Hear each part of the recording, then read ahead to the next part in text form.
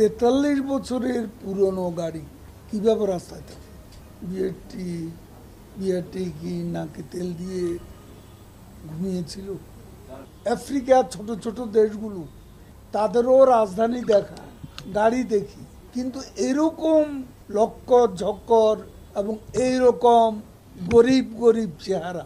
বাংলাদেশটা এত এগিয়ে গেছে, এখানকার বাসগুলো দেখলে মনে হয় না বাংলাদেশের কোনো অগ্রগতি হয়েছে। বিআরটিএ যেখানে আছে, মোবাইল কোর্টের কথা বলছেন, 43 বছরের পুরনো গাড়ি কিভাবে রাস্তায় থাকে?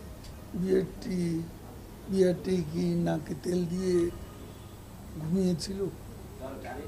43 বছর, 43 ইয়ার্স ওল্ড গাড়ি, যে গাড়ি অ্যাক্সিডেন্ট করেছে তার বয়স 43 বছর। একটা পত্রপত্রিকা নিউজ হয়েছে, সেটা আপনাদের নজরে পড়েন। এই শহরে গাড়ির দিকে তাকানো যায় না। পৃথিবীতে আমি টেলিভিশনে লক্ষ্য করি, আফ্রিকার ছোট ছোট দেশগুলো তাদেরও রাজধানী দেখা, গাড়ি দেখি, কিন্তু এরকম লক্কর ঝক্কর এবং এইরকম গরিব গরিব চেহারা। বাংলাদেশটা এত এগিয়ে গেছে, এখানকার বাসগুলো দেখলে মনে হয় না বাংলাদেশের কোনো অগ্রগতি হয়েছে। এর চেয়ে মফস্বলের গাড়িগুলো একটু বেটার। এই কথাটা বলতে বলতে আমি কত যে বললাম।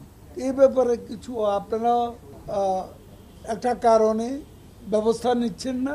কারণ এখানে ডাম্পিং করতে গেলে দেখা যায় ওই ধরনের গাড়ি আর পরের দিন রাস্তায় বের হয় না। তখন যারা বলেন যে এসব গাড়ি চলছে, তারাই আবার বলেন জনদুর্ভোগ হচ্ছে।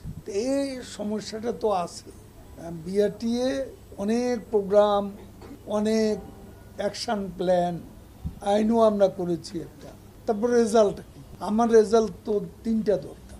একটা হলো যানজট মুক্ত, আরেকটা হলো দুর্ঘটনা নিয়ন্ত্রিত।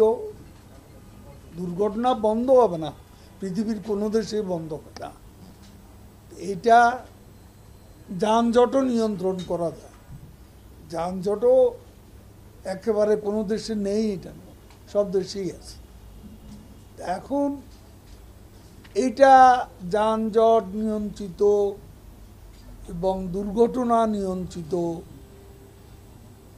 কিছু আমরা যদি না করতে পারি এবং সড়কে পরিবহনে শৃঙ্খলা যদি না আসে, তাহলে আমরা নিরাপদ সড়কের স্বপ্ন দেখি কি লাভ? প্রতিনিয়তই কথা শুনতে হয়।